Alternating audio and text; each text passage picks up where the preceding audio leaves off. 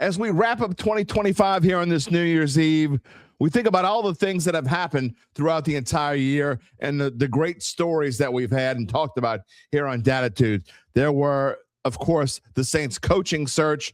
Who was going to be the next quarterback? What was going to happen in the NFL draft? Derek Carr making me eat crow po' boy. And this, of course, there was the LSU firing of Brian Kelly, then their coaching search, and all sorts of fun times in between. Talking to Jim Henderson, getting Gabe Henderson to make me say something I'm not supposed to say here on the air. 0.0, all kinds of stuff. Are you ready for it? Are you ready for a special edition of the Dattitude podcast? The first one we've recorded in quite a while. It's the Daddies, the First Annual Datty Awards, and they start right now. If you're looking for the latest scoop and in-depth interviews on the Saints, the NFL, the Pelicans, LSU, along with the best bets of the week, then lucky you. Along with high-powered, in-the-know guests who cover our teams, Jim Derry brings plenty of Dattitude. And he'll always tell you the way it is, or at least the way he thinks it is.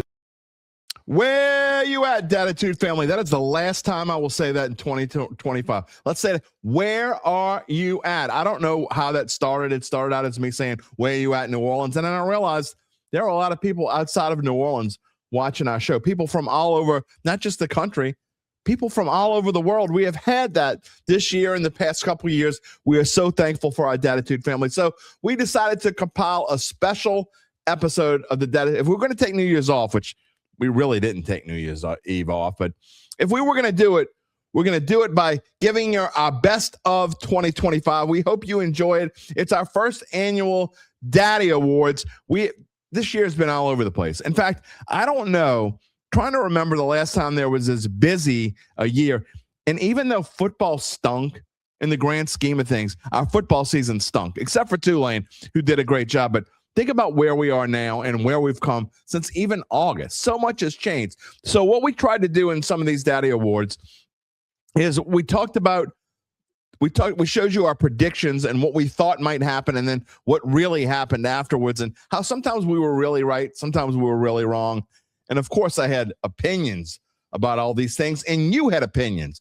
So we show a lot of the Dat family comments, especially when I was eating crow po' boy from Derek Carr's abrupt, I don't know, did we call it a retirement? Are we 100% sure he's not coming back?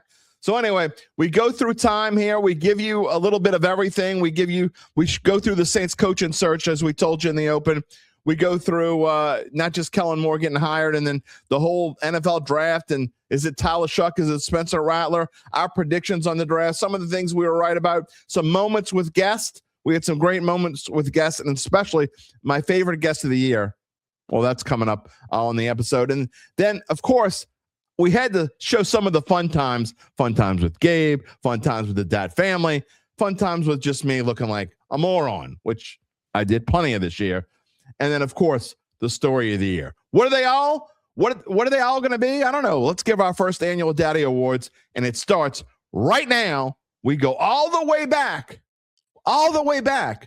to the beginning of 2025. You know what? Our first show of 2025 is included in our first Datty Award.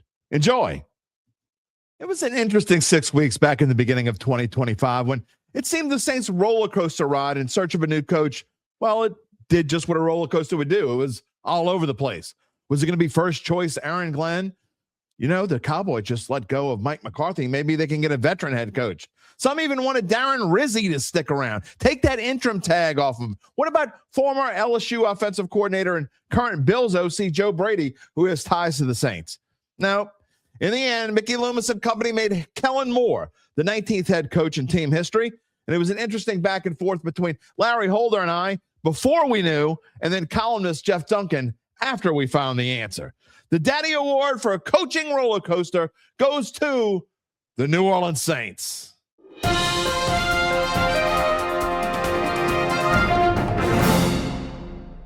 Especially if you're even thinking about Mike Vrabel, you got to get in those sweepstakes ASAP.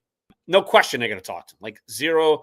I have 0.0% thought that they won't, like that they wouldn't. Like 100% they will. And I know that the Saints are obviously going to be truly interested in Aaron Glenn. There's no question about that, because just because we say they shouldn't have ties to the past doesn't mean they don't think they should have ties to the past. Not we. Not we. You.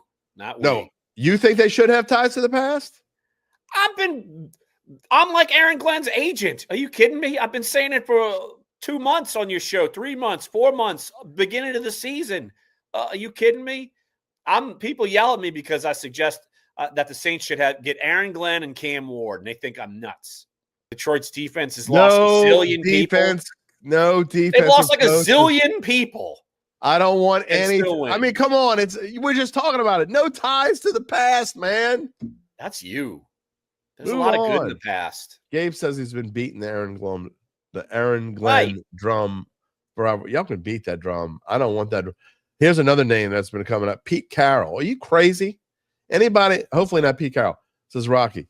There are actually people out there that were hoping for Pete Carroll. Look, besides the fact that he's 88 years old, and I exaggerate only slightly, I mean, this is the dude that is, in my opinion, one of the most overrated coaches, and I know we'll disagree on this. He's one of the most overrated coaches in NFL history, okay? Like, I never hear you say who's a great coach. You always say Mike Vrabel's a very good Dan coach. Campbell's a bum. Aaron Glenn's a think loser. Mike Tomlin's phenomenal, but they're never going to get him to leave Pittsburgh. You've named like 1.5. So you take Vrabel over like what? All these other – you take Vrabel over Dan Campbell? Oh, in a heartbeat. Oh, I wouldn't even think twice about it. Are you kidding me? Saban would laugh at the Saints if they called. Good. I don't want anyone that's 94 years old. No. I guess he can't coach anymore either. No, not in the pros. He couldn't coach in the pros before. I'm just saying. He decided he didn't want Drew Brees. I mean, Saban's the reason why the Saints won a Super Bowl. Entertain the Saints. No. Cliff Kingsbury would not be a great hire. I don't want anything to do with Cliff Kingsbury. He wasn't good in Arizona. I don't even think he's that great of an offensive coordinator. Again, Washington's winning because of Jane Daniels. It has nothing to do with any of the coaches there. My opinion on where the Saints need to go right now is someone like a Mike Vrabel. I don't know if he's going to be available to the Saints because I don't know that he's going to want to come here. I mean, he may have better options because if the Bears or the Jets offer him a job, he'd be crazy not to go to them before he'd come to New Orleans, in my opinion. And I think that he can make the changes that are needed to be made here. But Mike Vrabel might be in New England. We were talking about this earlier in the week. I think that's also a possibility because Jared Mayo could easily be one and done. There's no doubt that that's a possibility. Sean says I destroy all coaches. That's not true. There's a lot of guys out there that I'd like. Michelle says if they get rid of Rizzi, Denver will pick him up. 1,000,000%. Yes. Are you kidding me? Sean Payton would be running down here to do it. No doubt. Pete Carroll has been the favorite of the books that I've been looking at. Has been the favorite for 10 days to get the Raiders job. It shouldn't be a surprise. Ben Johnson was a favorite to get the Bears job if you're looking at the odds. And so Aaron Glenn was the favorite to get this coaching job, okay, until obviously he went to the Jets because I don't think there's any question that's who the Saints wanted. I mean, this just changed this morning, but last night, Kellen Moore had kind of jumped into a co-favorite role with McCarthy. Kellen Moore, I don't think he's going to get a job in this cycle, but one day soon, Kellen Moore is going to be a head coach in the National Football League, in my opinion. I am skeptical on Kellen Moore. What is Kellen Moore's resume? And even though you're not super high on Kellen Moore, I do think that his resume and Joe Brady's resume are almost the same. If anything, Kellen Moore might be a little bit more suited to be a head coach, I think, than Joe Brady. They're both young. Look, I just know Kellen Moore's hot. You know, he's hopped around with jobs just like Joe Brady's hopped around with jobs. And so I figured if you were really good at your job, you would be elevating and, you know, not hopping around being offensive coordinators. So that's, to me, I think that's, for any of those guys, it's a red flag. I just don't buy Kellen Moore. I hear you. I actually, and I've been saying this, I would rather Kellen Moore than Joe Brady, in my opinion, because I think that he's more suited and more ready. But H-Town, this is a comment we showed, and I'll bring it up. Kellen Moore has the same resume as Joe Brady is hilarious. Why? If anything, Kellen Moore has a better resume than Joe Brady. Kellen Moore is now as an offensive coordinator with his third NFL team, and he's been pretty successful at all three of those gigs. So why would you say that? Because you know the name Joe Brady more than you know Kellen Moore? That's ridiculous. But whatever. My 26-year-old son knew only Sean Payton and Drew Brees for most of his life. Maybe your sons and daughters or grandsons and granddaughters will only know Kellen Moore and whatever quarterback is next a couple of decades from now. The 19th coach in New Orleans Saints history is Kellen Moore, the youngest head coach in New Orleans Saints history at age 36, and now the youngest coach in the NFL. Just your general thoughts overall on Kellen Moore and the hire. Yeah, look, I think if you're a Saints fan, you should be really encouraged and optimistic. The more you look into Kellen Moore's background, the more people I talk to, and I've talked to a lot about him that know him really well. There's just nothing but positive, remarks about him as an offensive mind, as a leader. He's not an alpha personality, which is kind of what I wanted, but if you're not going to be an alpha, if you're not going to be a Bill Parcells or a Peyton type guy, you've got to be really competent. You've got to know what you're doing. You've got to be like Kevin O'Connell in Minnesota. And I think that's what Kellen Moore is. He will win the locker room over with his competence, with his ability to lead this team successfully. That will earn him respect. Throughout each year, I make predictions or fly off the cuff with comments on events that already have happened while still trying to see the future. Sometimes I look like an absolute genius, while at other times, I give the peanut gallery satisfaction when I look like I have no idea what I'm talking about.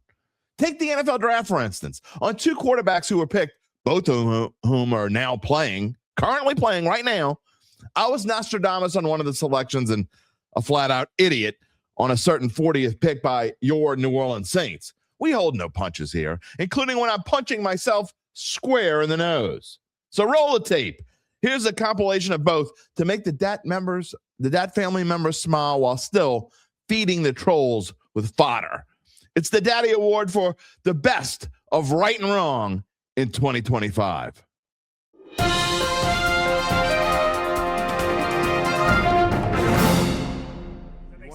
Yeah, you want to know what my hot take of this draft? I have a number one surprise for draft night. Here it is. You ready? Yeah. Shedeur Sanders doesn't get drafted in the first round. Yeah, that's crazy. I think there's zero. Will you come on and oh, absolutely. Absolutely. And when he goes 4, what are you going to say? Oh, I'm going to say Douglas, right? It's quarterbacks. It's quarterbacks. Yeah, I said about 3 weeks ago. 12. I said about 3 weeks ago. Nobody thought Bo Nix was going in the first round. You're right. This is a completely different draft. Completely different draft. Shedeur Sanders, even Cam Ward, Jackson Dart, Tyler Shough, none of these guys are as good as any of the top 6 quarterbacks that won last year's draft. That's not what happens every year at the draft. Quarterbacks go higher than they should. This is a different draft. That happen in a perfect world? Obviously not. But every year, quarterbacks rise. And then the next year, people say, no way Bo Nix goes in the first. And then some smart people say, have you watched the draft for the last 30 years? This is what happens. There's no way. I would, you know what? We could. David Noah doesn't think he goes top 10. I think Shedeur is gone by the time the Saints pick. Shedeur Sanders' numbers now. Over 8.5, which means that he's going to be drafted after pick 8, has now risen to minus 400. That means it's almost, the odds makers think it's almost a certainty he will be available when the Saints pick. Okay. And so then you got to go to what are the odds the Saints would take Shedeur Sanders? I'm going to go to all this. I got to be honest. I don't know that I have an opinion on whether Shedeur Sanders or Jackson Dart's better because I don't think either one of them is an NFL quarterback. I got to be honest. Yeah. I really don't think that either one of those guys, I think they'll each get a chance to start at some point in the NFL because they're going to be drafted that high. I just don't think they're long-term. Either one of them is an NFL quarterback. Okay. But all that being said, the money is saying that while the Saints are going to take a quarterback, it's 50-50. It's also getting up there that Shedeur Sanders is going to start dropping like a stone in this draft. Yeah. And I'm telling you, there's a reason why Dion says that black and gold looks good on Shedeur, because he knows he's dropping. Yeah. Even though it's 50-50 odds-wise. Because of what happened. Yeah, but if you go by mock drafts, it's way more than Carr. Yes, that's people what believe I'm Derek Carr is not going to be playing quarterback. And people, look, even if Rattler's your guy, you cannot go into training camp with last year's 5th rounder as your only NFL caliber quarterback. They wouldn't do that. Crazy. Yeah, no, they won't do that.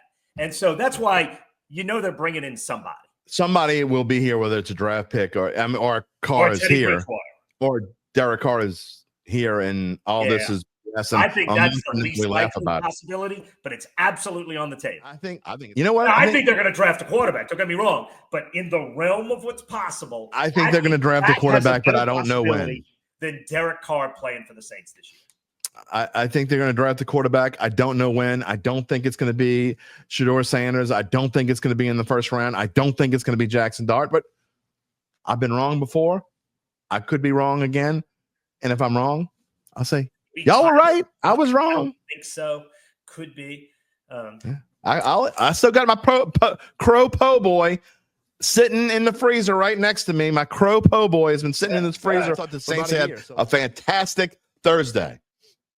I thought Kelvin Banks was an outstanding choice. If you watch the live draft show, you know that I think that. I've been saying for months, I thought the Saints would draft an offensive lineman in the first round.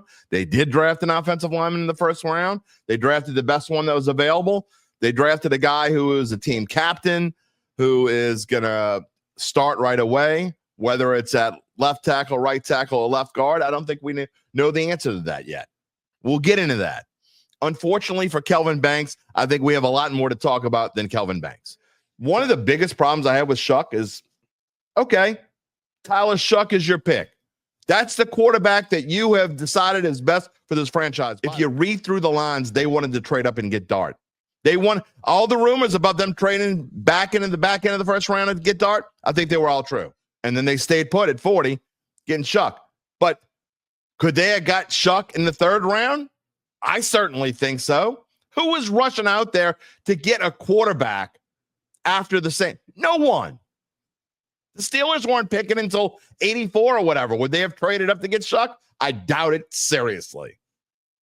Shough would have still been there when they picked again. And even if you don't think he was going to be there, you would have been much better served to take something at 2 that you really, at 40 that you really needed, i.e., wide receiver, one of the top running backs,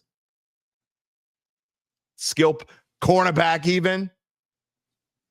One of those 3 things, in my opinion, that you really needed, running back, wide receiver, or cornerback, any of those 3 things at 40, and you still could have got Shough either in the 3rd round or taken those 2 3rd-round picks and moved up just a little bit and got him for sure.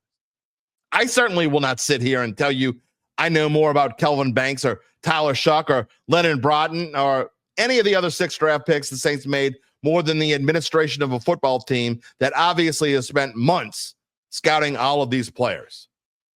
However, what I can offer an opinion on is who being drafted, when and what it says to the state of the black and gold. So let's start with Tyler Shough. Of course, you will ask me my opinion on him. You already have. And as we go along this morning and into the early afternoon, his name might be mentioned more than any other in this show.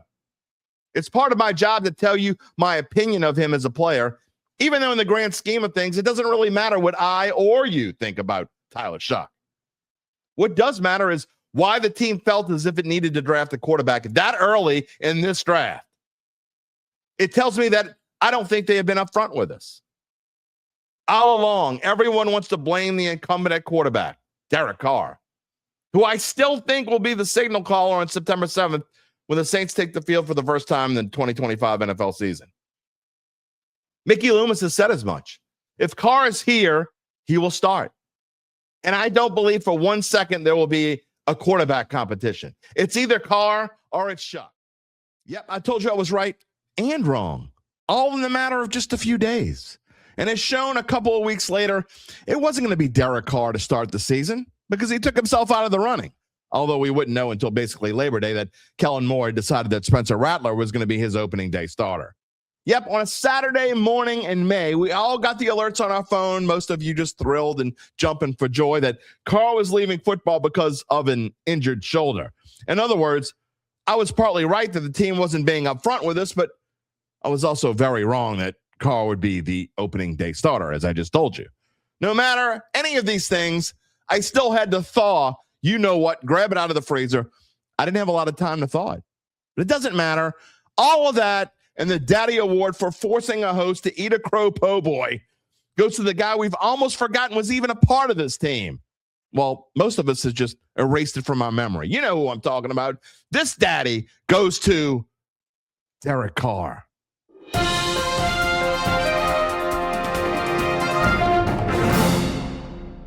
Coming up this morning on the Dattitude podcast. What? Come at me, bro. For years, there's been this ugly black bird in my freezer taking up space. It seems like I've been talking about it since episode 1 of this show. Then suddenly, on Saturday morning, the birds were squawking outside, and I thought it was some sort of bird party. Little did I know, it was the day the crow was to be released. He has certainly served his time, and now we'll serve him on a platter to a certain podcast host whose record is no longer, his perfect record is no longer intact, and no longer will I be able to say 0.0 with a straight face. Yes, my friends, Derek Carr is retired, and have come to face the music. Where you at, Dattitude family? You heard that last part, by the way? Did you listen to the words this time? Or at least the way he thinks it is? Because what I think it is ain't worth jack. Not today. No. You got to do it on a Saturday morning. You know what? I can't wait to read the comments this morning. I am your host. You know who I am. I don't give a crap. 35 years, whatever. 0.0 years on the sports media scene. That's how many years I've been doing this. 0.0 years. Gabe's here this morning. He woke up. He couldn't. He's going to come help feed me some po' boy. He'll be on later. Yeah, I don't care. Whatever. Subscribe to Dattitude. I don't give a damn. Whatever you want to do. Click the little bell. Sure. Give me a like. I don't care. Whatever you want to do. So it was a letter from the Saints, and it's basically the headline read, Derek Carr retires, or whatever the hell it said. In late March, while ramping up his preparation for the 2025 season, Derek experienced pain in his right shoulder. It was his first time throwing a football at significant volume since recovering from both a concussion and left hand injury sustained during play on December the 8th, 2024. The Giants game? Derek immediately contacted the Saints medical team. Something still doesn't smell right. Okay, I know. I'm wrong. I get it. Doesn't smell right, and it doesn't. I'm telling you. Although I'm wrong, I'm like 88% wrong, okay? There's the 12% the part that's right. Doesn't make the Saints any less than apt. We're going to get into that. We're going to get into all the comments because I can't wait. I have not looked at any. I purposefully left that screen off. Let's face the music. UBN's first. I should have come out in headgear. Mel wants me to put some hot sauce on a crow po' boy. No, I'm just going to eat it like it is. I'm just going to eat it.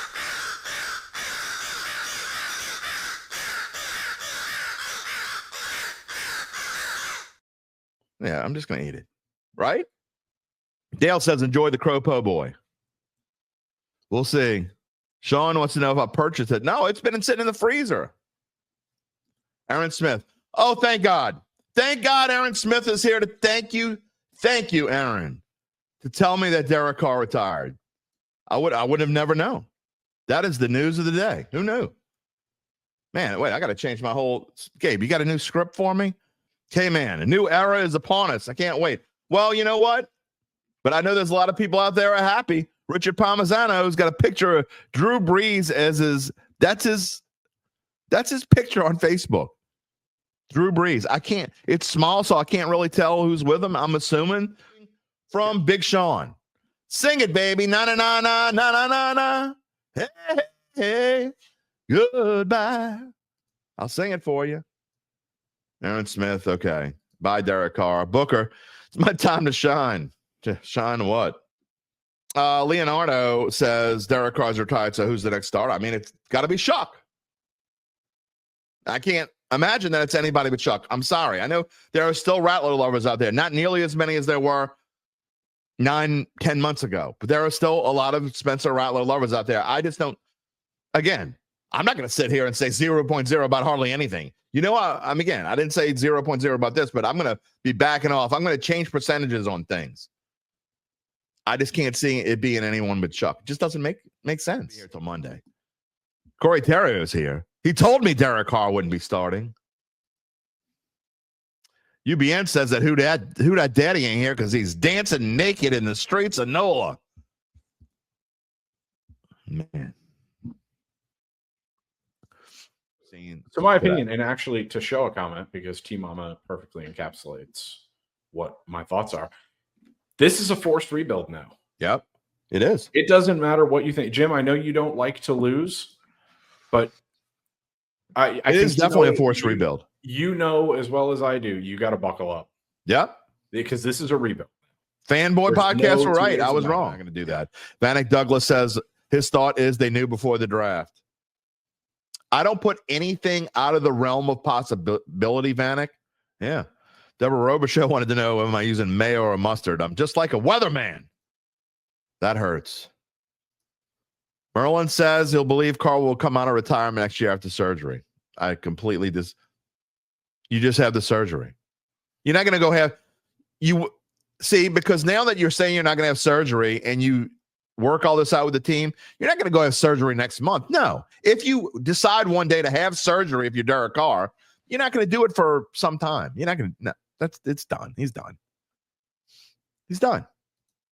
Sean says it's crazy how some are crying for him to be gone and some of those same ones are mad he retired. That's because they hate him. They hate him.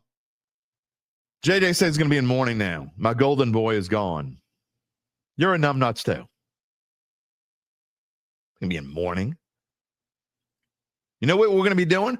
We're going to be sitting here. It's going to be a whole different story in October when we're sitting here and the Saints are 2-7. Doesn't matter. Speaking of doesn't matter, Lewis Mathern says, doesn't matter how we got here and what side we're all on. It's over. Let's move forward and hope they hit with Shough. I agree. PL Mac.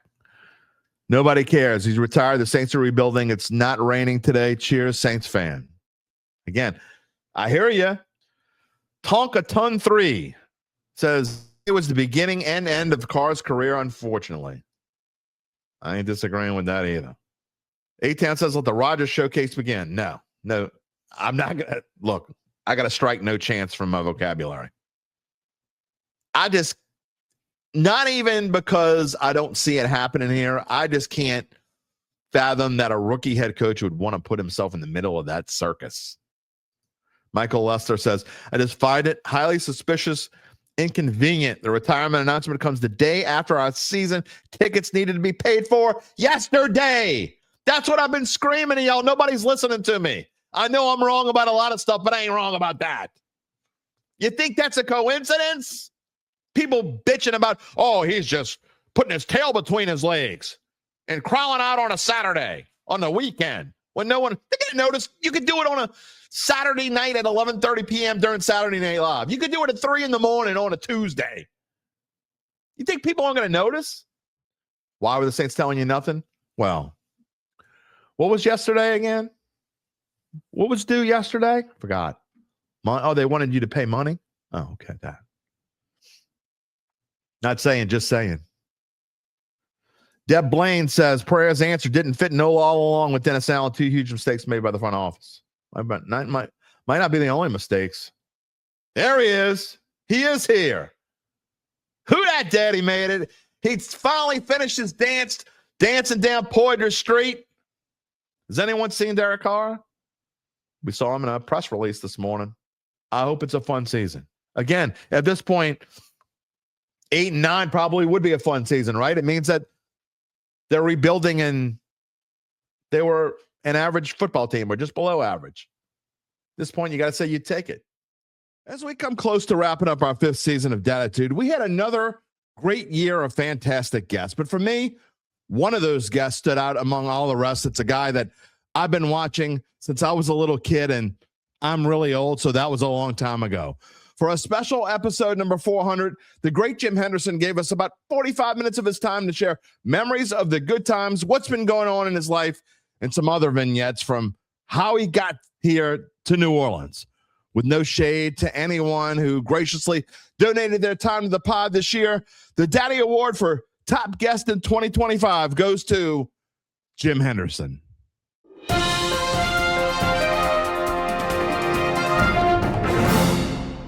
But just what do you miss most about maybe the microphone, maybe the people? What is it the most that you missed? I'd say the people, the press corps, the guys that you'd be with almost every day out at practice, that you'd travel with, that you'd have dinner with on the road and share laughter, the heartaches, and occasionally the last-second victories. It's something that really can't be duplicated. I've always said that being a play-by-play announcer, especially as the hometown team's announcer, that you probably get as close as you can to actually playing, as far as feeling the emotions of the team, sharing in their victories to a degree, and commiserating in their defeats. So I think that's the thing I miss the most, the opportunity to be with the guys, and to realize at times, especially on a Saturday night on the road when you're maybe in a San Diego or somewhere, how truly fortunate you are, and how many people would like to be in your position. Jim, is it the play-by-play you miss more than the day-to-day being on the air and giving us the sports news? I think so, because it's always the unknown. You want to be prepared as you can be, but you can only be prepared to a certain degree, and then you have to react to what you're seeing and utilize what you've learned. And so the first show that we ever did at 5 o'clock, Bill Elder was the anchor man, and the first story we did when I was there was to take a studio camera and put it outside of Rampart Street and take shots of the people picketing me. That's awesome. People had signs saying, "Don't scrap HAP, age discrimination." And so that was the first thing that we did. And I had an armed guard for a week because they were afraid somebody was going to shoot me. This isn't the Howard Johnson Hotel, Jim Henderson. Your early days as play-by-play guy, how did that happen? First of all, Wayne Mack, I remember growing up listening to Wayne Mack on the radio, and his calls, the redhead from Drew, Mississippi drops back. I'll never forget those days when I was a kid. But how did you come into being the play-by-play, the voice of the New Orleans Saints? Kind of through the back door. One of the reasons I took the job at Channel 4 was the opportunity to do preseason broadcast on WWL. Pardon me. And so that was one of the reasons I came there. At the time, WWL did not have the Saints games on radio, only had preseason television. And so while I was there and doing that, they eventually got the broadcast back. And so they added myself, miscast as the color analyst, along with Larry Matson, great guy. And midway through the 85 season, Archie Manning retired with the Vikings, and he was added as the third guy in our booth. And in the off season, they decided to make it a two-man booth, and I had done no play-by-play to speak of.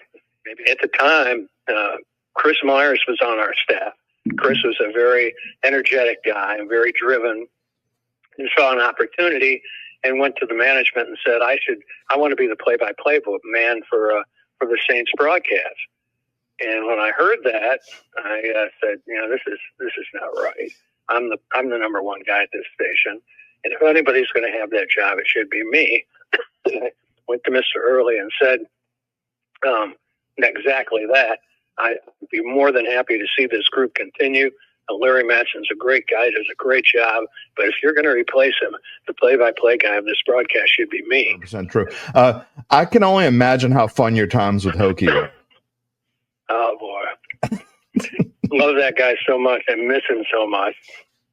I'm thinking of all the Hokie-isms that down through the years, and some people would always ask me, "Oh, tell me about Hokie." I said, "Well, he always had these colorful sayings." I remember one of the first games that we did together. We were out, I think, in San Francisco, and Aaron Brooks was the quarterback. of the Saints, and he was getting rushed like crazy.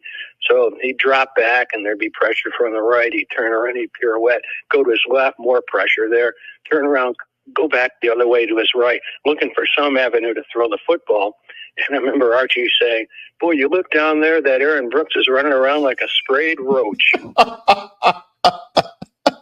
That's something only Hokie could say, for sure. I think about the time, the Super Bowl and the ball being picked off, and you making your great call, and Hokie just laughing in the background. I mean, that was some of the best color analysis I've ever heard.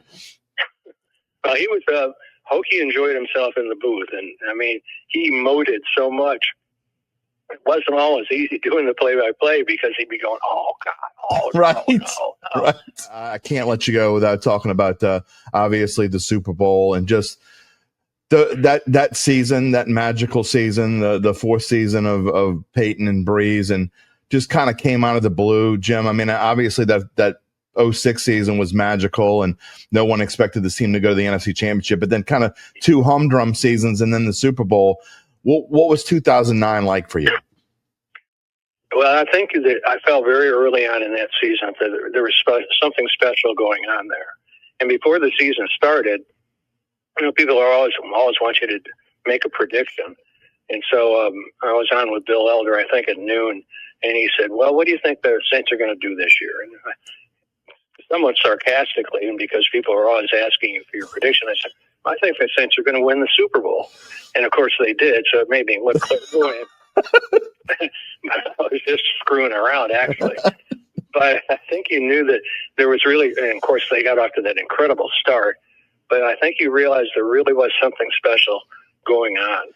Your famous call, after the NFC Championship game, pigs have flown. Did that just come to you? I mean, I know Al Michaels talks about do you believe in miracles, and he had kind of thought of this ahead of time. And was it something that you had thought about ahead of time, or did it just kind of come to you? I had thought about it. I'd be out mowing my lawn. I'd say to myself, what would I say if the Saints ever won the Super Bowl? And there were people in the stands who would have signs when the Saints were going well. Pigs fly, hell freezes over. So I thought, that'd be an interesting call if the Saints did do it, especially on the last play. And of course, that occurred with Hartley's kick. And so when Hartley had that kick, and it was such a climactic moment, and it was so cathartic that the Saints were finally going to go to the Super Bowl, in the back of my mind, I'm thinking, I was going to keep this call for the Super Bowl, but who knows if I'll ever get a chance to use it.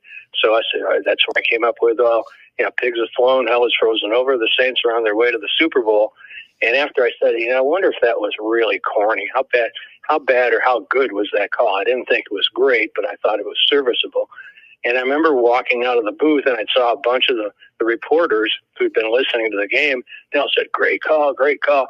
But the whole key to a call like that is being the guy in the chair that gets the chance to do it. That's absolutely you look at some of the great calls. Al Michaels obviously had probably the best ever. But he had predetermined that he was going to say something like that. Jim Nance on golf, who's just so good, especially in a tournament where he knows the Tiger's going to win it. He goes in with such a lead in the final round. He has in his mind what he's going to say when the final putt drops, because he knows that's going to be the highlight that'll be used forever to encapsulate what that tournament was like or what the story of the tournament was. So I think you do yourself a disservice if you don't have something planned. That Super Bowl, what are those 2 weeks like, real quick, leading up to and then calling the game? I mean, was it a blur? Do you remember the 2 weeks, or was it all just a blur and you just did the game and the next thing you know, the Saints won the Super Bowl? Well, that's a good question because, obviously we were a place the Saints had never been. For those 2 weeks, everybody around the country, because there's nothing else going on, wants to talk to you about especially the victory, the way it came against the Vikings. And you don't want to turn anybody down because you realize how much it means to have somebody on who's going to be a part of this. And as a broadcaster, I better enjoy this. This may never happen again in my career. So you try to accommodate everybody, which means there's almost no time for preparation. I mean, you're going to call the biggest game of your career, and yet you have very little time to prepare because you've got so many other things going on. We were in Miami on TV every night. So there was very little time for preparation.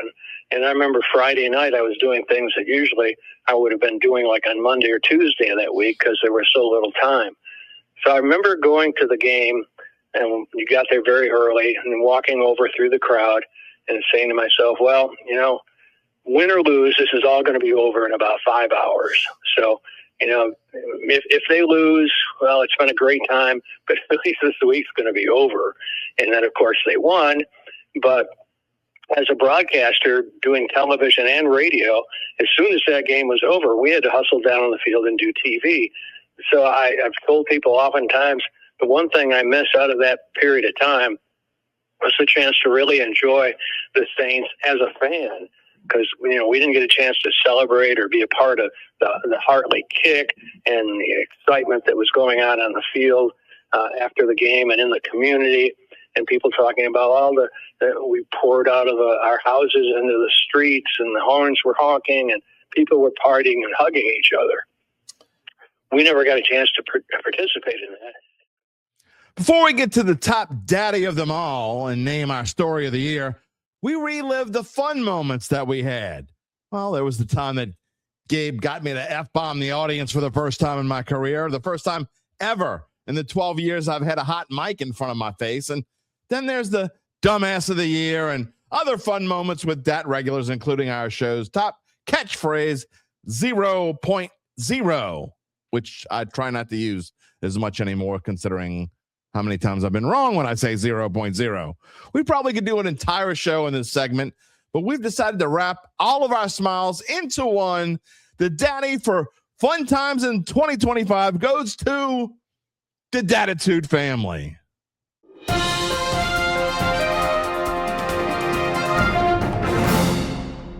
Ward, Jim. This guy's in a no-win position now in Tennessee. Maybe he's got not no that weapons. Good. We talked about no.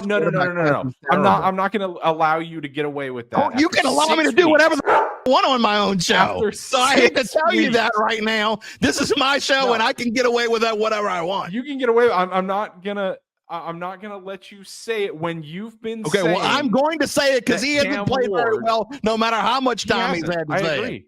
But there is no way he was never going to play. And by the way, that's the first time I've ever you got me to say the F word on my show for the first time. One Smoke, of course, doesn't agree with me.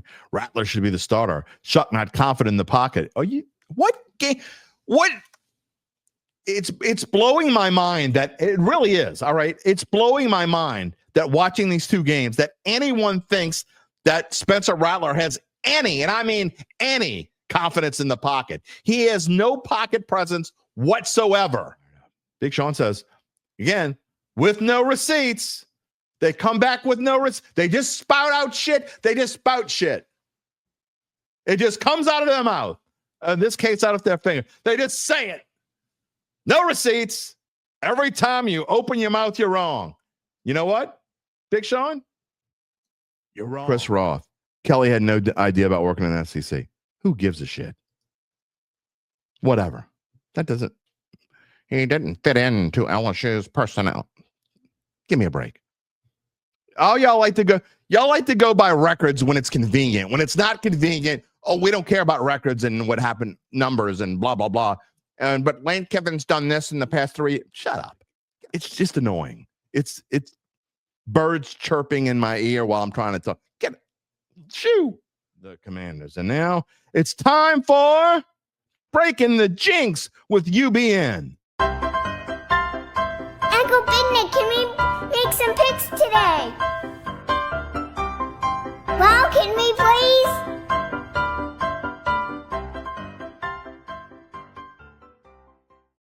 Dun, dun, dun, dun, dun, dun. Trying to stay positive. It's a circus, baby. The text. I did. I put Pick'em Friday. You notice the pick. Yeah, and I noticed that when I was looking at the. I was hoping. Did you see that, UBN? Yeah, yes, I did. You did? As my eyes were rolling in the back of my head. Somebody might not have seen it in case you didn't see it. Uncle Big, can we make some picks today? Well, can we please?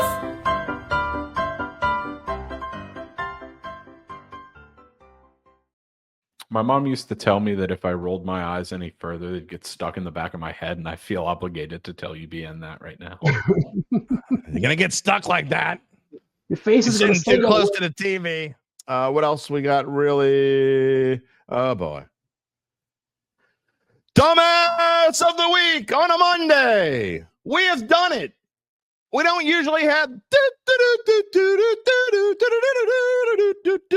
dumbass of the week. Fred McCree, 256.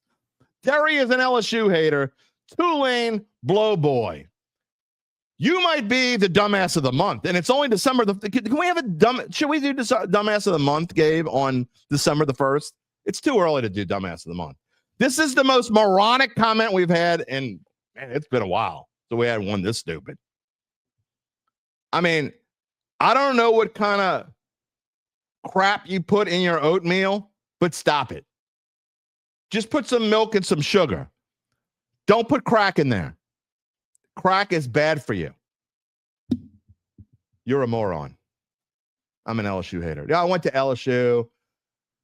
I hate LSU. I'm a Tulane.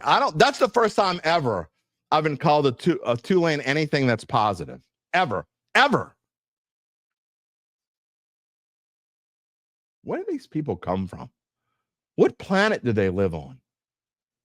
I want to go there for just like, I don't know. I want to go to Planet Dumbass for like a day or two. It would be fun.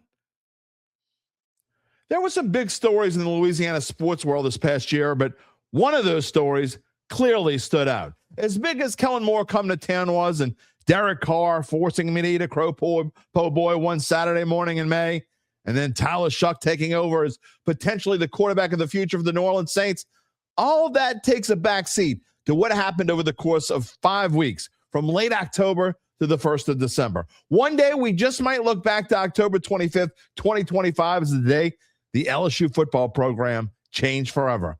That was the day that the Tigers led Texas A&M 18-14 at halftime before the wheels, the axle, and everything else on the car fell off in the second half.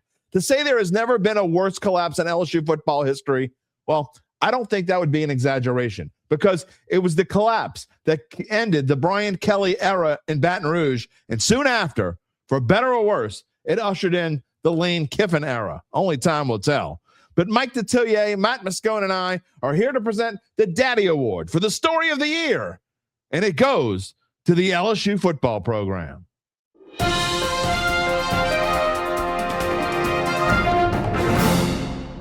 Heading into Saturday, I think you and I were on the same page that there were 56 million reasons why Brian Kelly wasn't going to get fired. But after Saturday's performance, were you surprised that it happened on Sunday? The visuals and the optics of everything that happened that day, at the end of the third quarter, Jim, my wife knows zero about football.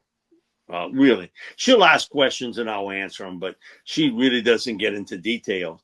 At the end of the third quarter, she looked at me and said, I got a feeling you are going to have a real hectic next 3 days with this. And I said, I think he's gone. And she just sort of glared at me and was like, well, what about the $53 million? I said, at this point, it's irrelevant. And I know it's hard to say, but it was what it was. And then you saw what happened afterwards, the optics and everything else. And I know how, serious we take football in Louisiana. I thought at the end of the third quarter, it's over for him. It's just over. And I didn't think that going in, but I thought that at the end of the third quarter happened. And the reason why it happened is, again, what you talked about, optics. And you can't be blown out on your home field by, I don't care if it's the number one team in the nation. You can't look like you looked on Saturday night and continue to go on, because this team was going nowhere fast. Yeah. And so why are you putting off the eventuality? Okay. You can say, okay, well, we'll change at the end of the year. My thing about it is you change your offensive coordinator, maybe offensive line coach. maybe a special team coach. Well, okay, but the problems to me are still the same. This team has sort of tuned out Brian Kelly, to be honest with you. And here's the other part of the optics that look bad for LSU. Brian Kelly MFing everybody from coaches to players. Absolutely. I mean, okay, you the head coach. If you didn't like the play call by Joe Sloan, don't you have authoritarianism? Absolutely. I'm going to change it. Come on. Yeah, Okay, you mean he didn't hear this in his headset before they actually started the play? And if you didn't hear it on your headset, well, then that's also a problem. So either way, if you don't want him to run that play, then don't run that play. You tell him you can't run that before the play, not after. Gov, how can the state across from us have the hottest coach in college football? And we didn't want to talk to him when they hired, Brian Kelly. The athletic director didn't think Lane Kiffin was a good fit here. Why is everybody after him? But we know. Why is everybody after him? Period. Let's get, you know what? I'm going to move on and put my next slide up here because Koki Riley had his top 15 candidates, and I actually listed them in the same order that this is not my order. This is Koki Riley's top 15 candidates. I love Koki to death, and he's been on my he's been a contributor to the show many, many times. So he had Lane Kiffin number one. I don't. I'm going to ask you know what I think about Lane Kiffin, Mike, to tell you.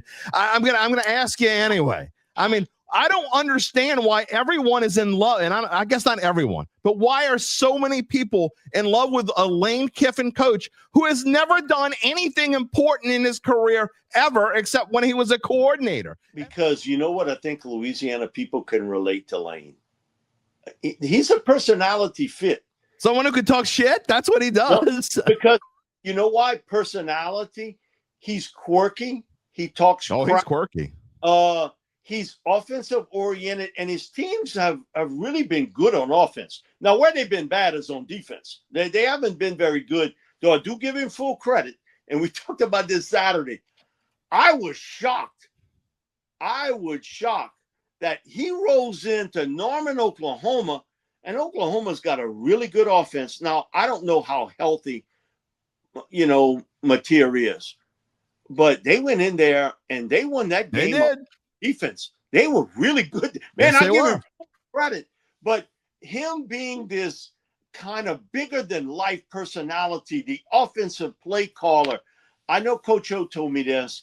He said, while Sarkisian from a game plan standpoint is the best I've ever been around as an offensive coach. He's like, Mike, that was none better than Steve.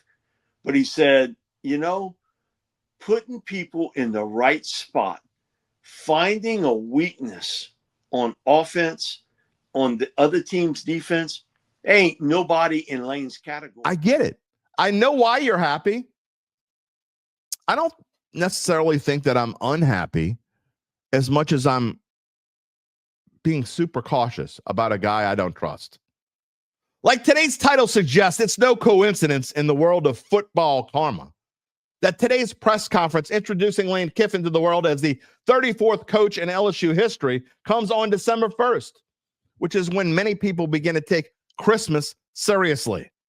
That being said, in Baton Rouge, New Orleans, and many parts around and in between, the entire month, we are officially renaming it Kiffmas.